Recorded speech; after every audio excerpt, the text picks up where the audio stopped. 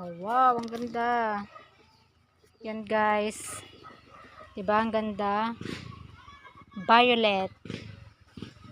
Ang ganda po ng kanyang bulaklak. Hitik na hitik po siya ng bulaklak.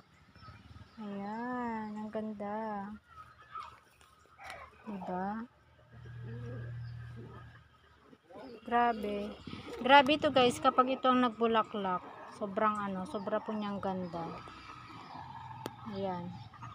So ginagawa po guys ng hipag ko minsan tinatanggalan po niya yung yung mga dahon-dahon. Ayan. So ganun po minsan po ginagawa po ng hipag ko. Ayan. So as you can see, ayan guys, sobrang dami talaga. Ang ganda. So ito, binonsai lang po niya ito guys. Ayan, ang ganda. So papakita ko pa po sa inyo mamaya.